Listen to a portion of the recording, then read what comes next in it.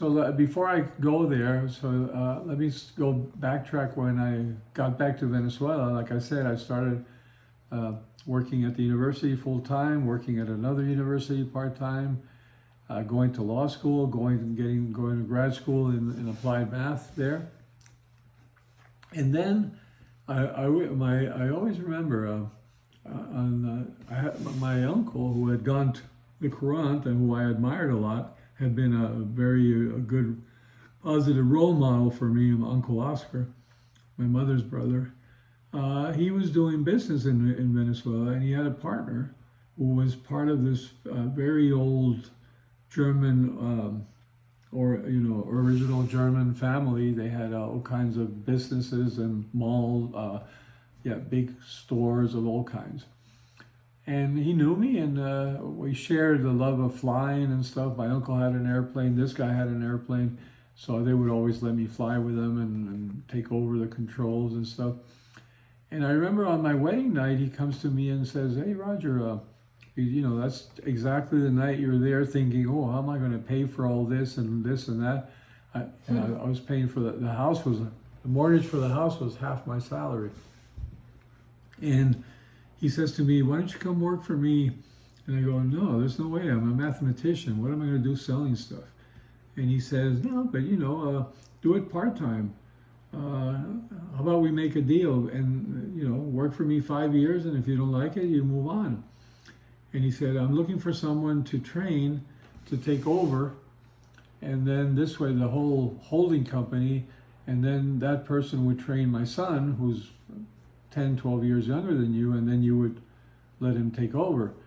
And so it was a really nice deal, and I'll pay you under the table so that I can give you a small salary or the equivalent of other people, but I'll guarantee you this much, and you keep going to law school and do your stuff. Just come in half time. So I remember I said, "Well, let me think about it." He caught me exactly on the day when you're worried about finances. And then I thought about it and said, "Okay, I'll give it a try." But like I said, it's 5 years, right?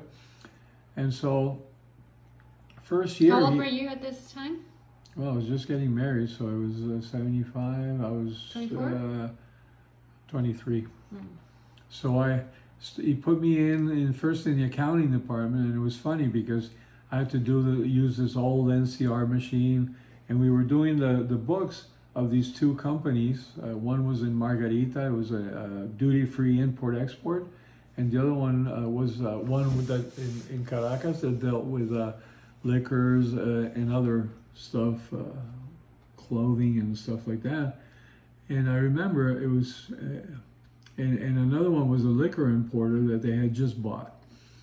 And the thing was, this was all number. I had never studied accounting, and within 3 months I had the balance sheets in my head. We'd go to meetings, and the other two guys that worked with me would bring all these papers, and I would know all the numbers by heart.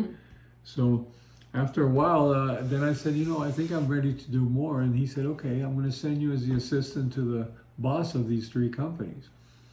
So they had a boss, a second boss, and I was like the number 3 guy. And, just training, and I got into it, and I was having fun. It was a whole new world. And, I knew the numbers by heart. I would go out with a salesman. I would go count inventory, meet keep looking at the books and stuff. And I was still teaching. But university was closed a lot of times, so it was okay. And I was flying. I was going to law school. And then the head guy started losing it. He got enamored with the whole, the fine wines and this, and all he wanted to do was travel and the good life, and he started losing control of the company, and he had a big fight with the guy who brought me in, and the guy he quit after all these years in that holding company. The second guy thought he was going to be named, but he didn't have the vision for the kind of business this was. So I got put into the number 1 spot after 2 years there. And it was interesting. The first year I told him to buy pounds ahead of time for our big purchase of whiskey, and we made $1 million The first year we broke even. Second year we made $1 million. But when we made that, I was supposed to get 10% because that's what the managers got. And then they started giving me all these excuses that I couldn't make that much because all the other managers of all the other companies were going to complain. But they never wanted to take over. They were scared of that. So here I am thinking, so here you want me to spend the next 25 years working for you, and you're already undercutting me? So I told them, I said, okay, when the 5 years are over, I'm leaving. And they couldn't believe it because, you know, here I am running this company at 25. I was running 3 companies at 25. Finishing my law degree, they said, you know, forget it. And they still undercut me. When the day came, I walked out. And I remember, and they couldn't believe me. He never spoke to me again, the guy. But I went. When I'd been flying on my free days, weekends and stuff, I had been flying these jets. I had got my jet license. But before you move on, I thought there was some stories of you, like, them sending you to places like France and kind of wine and dining. Do you have any of those that you can share? Yeah.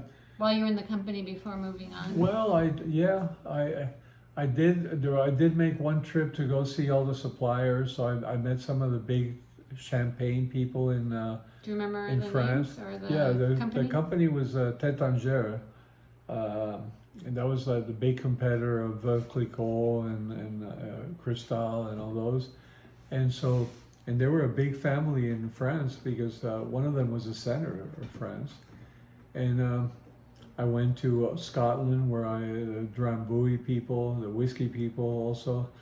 I was in southern France and southern Spain where we had a brandy. And the person that took me, escorted me those couple of days was later a famous singer, Bertin Osborne. He became a famous singer. When I met him, he had hair down to his shoulders and stuff. Now he's, this bald guy there is funny. So I rented a car, went all around Spain, then I went to France, and then where else was I? And then I went to England and Scotland. And the World Cup was going on around this time. So I was able to, keep in track of that. That was one of the big things. The other one was in Margarita. I used to go with Bea and you. I would take over when the manager there would leave. I would take over for a couple of weeks, and you guys would stay in a hotel by the beach, and we'd drive around and have fun. But other than that, it was mostly what I did on the side, which was built up my hours flying. I got my license. What were you flying? First, I went to Florida, and in 1 month I got my private license and my twin engine in West Palm Beach. In Pompano Beach, and then I went back to Venezuela, started building my hours. I got my instrument rating, and then did I revalidate? Let's see. No, okay. Then I started thinking about buying an airplane.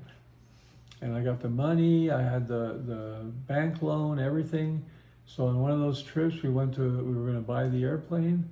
And then when I got there, I started getting cold feet. I remember saying, I'm just going to get into debt for the rest of my life with this. And I was buying it from some doctor. And when he realized he was selling his airplane, he started flying it. And like any stupid doctor, he landed it in the Bahamas with the wheels up and ruined the airplane, which was God telling me that's not what you're supposed to do. So instead of spending 90 grand on the airplane, I took 5 grand and spent it on getting my jet rating because I had a friend who had a jet. And when I got the rating, my friend said, hey, every time, because he had this pilot who had been an airline pilot for the local airlines, and I think he had a nervous breakdown or something. So my friend wasn't too comfortable with him driving his family around. So he would always call me and say, why don't you go with Ramon, and this way you're his co-pilot and you build your hours. And Ramon was super nice. He let me fly the airplane every time we go to Miami, we go back. And I do this on weekends or quick flights during the week. That, I had such a flexible schedule because I was still teaching at the university part-time, still finishing my law school, and managing these companies, right? So it was a lot of stuff. I had the energy. I was living like 5 lives at the same time. So when I then let's see. Well, I quit after the 5 years, but already in that previous 4th year, what happened was my friend, he saw me build up all these hours. So then what happened was, here's what happened. Before I built let's see, how did that happen? I built the hours. I'm trying to remember. Okay, I quit the job. So I don't think I lasted the 5 years. I think I quit at 4. No, I quit at 3. Did they let you go? No, because they started undercutting me, and so I said I'm not even going to do the 5 years. So at 3 I quit, and so I was. Let's see. No, I didn't. Did I quit? No, I don't know what I did now.